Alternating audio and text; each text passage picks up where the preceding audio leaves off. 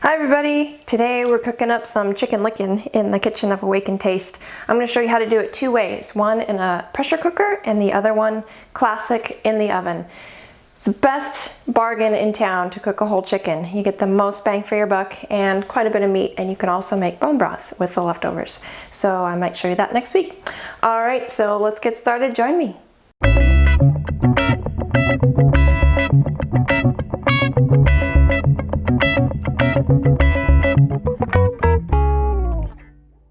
I love my pressure cooker. I use it often, and I use it for a variety of different cooking things like whole chickens, pot roast, beans, vegetables. You can cook just about anything in here, and the beauty of a pressure cooker is that it cooks under pressure, but that pressure creates steam, and steam cooks hotter than water, so you can cook things very quickly, which is great. I've had my pressure cooker for, oh my gosh, I don't know, maybe 8 years, and it has a few important pieces to it that you have to keep track of. There's a rubber gasket in here to keep the seal nice and tight, and a rocker on top. Not all pressure cookers have rockers, but if you do find one or have one with a rocker, make sure you don't lose this. It's very important. It helps regulate the pressure inside the cooker. And I also have a rack at the bottom of mine, which came with my pressure cooker. Not all of them do, but if you're handy like my mother, you can make one. She's great. So I put this in the bottom today to place the chicken on top of it. And we'll cook this with, you'll be surprised, about 1 cup of water. So a whole chicken cooked with 1 cup of water, and it's pretty fabulous. But I'm going to show you 2 ways of cooking my chicken, or your chicken. The other is in a classic glass baking dish, and we're going to throw this in the oven at 400 degrees Fahrenheit, and my oven is pre-cooking at the moment. Now you may ask, how are you going to do 2 different methods of cooking with just 1 chicken? Well, you obviously have to cut it into pieces. So what I usually do when I cook a whole chicken is butterfly it, meaning I cut it in half and open it up like a book. And that allows the temperature to evenly distribute through the chicken, and it cooks it a little bit faster because it's flatter, it's more spread out, it's not so much clumped together. So I will butterfly this, and instead of putting the whole chicken into the cooking dish, I will cut it in half and put 1/2 in here and 1/2 in here. So let's see how it's done. Okay, if you're a vegetarian, you might not like this video because we are cutting into a chicken, so just FYI. But if you are not a vegetarian and you do eat meat, it's okay to play with your food, and I highly recommend it. You gotta get your hands on things to appreciate what you have. So that being said, let's slice up the bird. Okay, so I'm gonna use my really sharp knife, and I'm gonna cut on one side of its backbone, and I can do that just by diving in. And you have to apply a little bit of force. Sometimes down by the tail it gets a little hard. So once you've cracked it open, it's actually very easy to split. So they've generously given me the neck. If you're a neck lover, you can roast that up. If you're not, your dog might like it, but here you go. You also need to break through the breastbone. Again, the chicken was upside down to start with, spine facing up and breast down.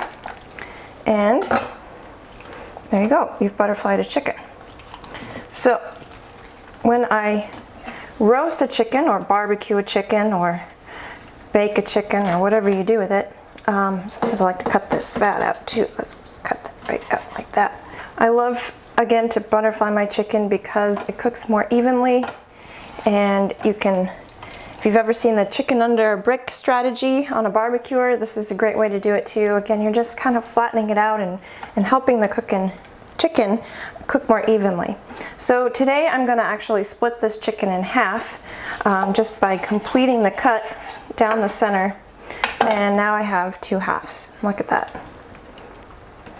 Wow. Okay, before I put them in the 2 cooking devices here, I'm going to, oh, my oven's ready. I'm going to season them. I've pre-blended a seasoning mix with thyme, paprika, chipotle powder, black pepper, and salt. And I'm going to rub that down underneath the skin of both of these halves. So to do that, I can slide my finger underneath the chicken all around. I can get all the way to the leg there and the thigh. If you need to make another slit on the back side here, that's fine.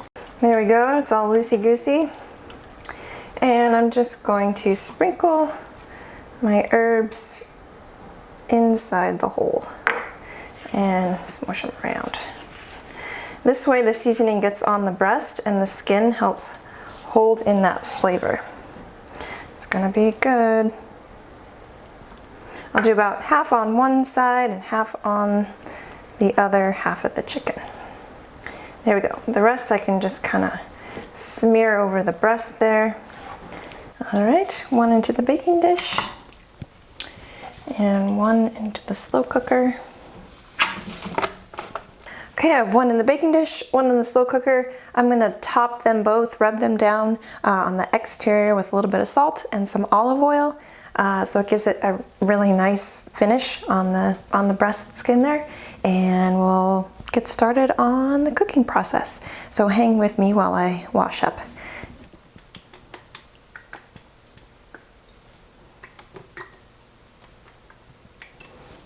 All right, some olive oil and a little bit of salt. I'm going to use my fine sea salt here and just sprinkle some on the top. There we go.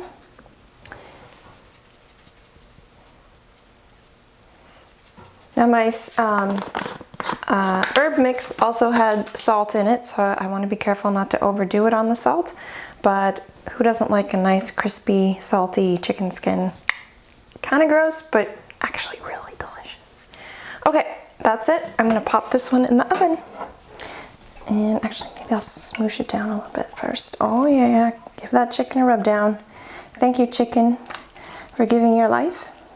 And I'm gonna do great things with your energy. There we go, into the oven. Okay, so in the pressure cooker, like I said, it only takes a cup of water for the chicken size that I have in here. The whole chicken was 5 pounds, so I'm assuming that half of it is 2.5 pounds. So I'm going to use 1 cup of water, and then once I bring it's good enough, the cooker up to pressure, it will only need to cook for about 15 minutes. On the other hand, the chicken in the oven will take maybe 45. So you can see how you've reduced time. And in the summertime when it's really hot and your air conditioner is running overtime, it's hard to keep your house cool. So turning on your oven to 400 degrees might not be something you want to do in the summer when it's hot in your house. So using a pressure cooker is also a great way to kind of keep it cooler in the house and still cook some protein. Okay, so I'm going to put the lid on. The lid of the pressure cooker has to lock, and there should be some arrows on yours that will help you line it up and lock it. If you've heard that clicking sound, it means it's locked. You also want to check to see that there's nothing blocking the spout on top, and there isn't. So I'll put my rocker on, and I'm going to turn this on high to get started. That will bring the cooker up to pressure as quickly as possible. And then once the rocker starts rocking, I'll turn the heat down so that it maintains that steady rock, and I'll show you what that looks like once we get there. All right, she's spitting like a choo-choo train.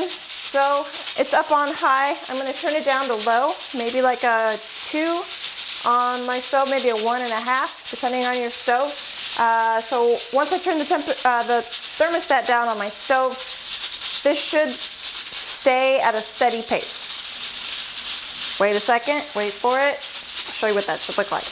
You know you've turned it down too low, like I just did, if you're losing steam and your rocker's slowing down. So this would be too low. So I've turned it back up to a 3, almost a 4. And if it stays rocking like that, you're good. So just 15 minutes on the timer. The range was 13 to 15 minutes, so I chose the upper amount just because it's chicken and I want to make sure it's done completely. So in 15 minutes, I will set this aside and let the pressure come down on its own. You'll know the pressure's come down when you can again open the lid. Sorry, it's a little bit loud. But right now it's locked with the pressure valve completely closed, so I couldn't open it if I wanted to. But I'm going to set it aside once the timer goes off and just let the pressure come down on its own. Pop the top and I have chicken. All right, and they're done. Both chickens came out of the pot, actually out of the stove and out of the pressure cooker. But here they are. The oven chicken is nice and golden brown, and that's what you get when you'll roast the chicken, and that's why I like to serve this one to company. It's very pretty and nice and crispy. The skin is delicious. The chicken in the pressure cooker doesn't win the most beautiful chicken award, but it has potential for salads, for burritos, for adding to soup, and heck, if it tastes good, just eat it. Again, might not be the most beautiful chicken to serve, but it does the trick. So there you have it, chicken two ways, and I hope you find this information very inspiring because 1, whole chicken, best deal you can buy. 2, you can use every part of it. Once you've consumed the chicken, you can make bone broth, which is a very nutrient-dense food to eat either in a soup or just as a sipping broth. So there you have it. See you next time. Thanks for tuning in.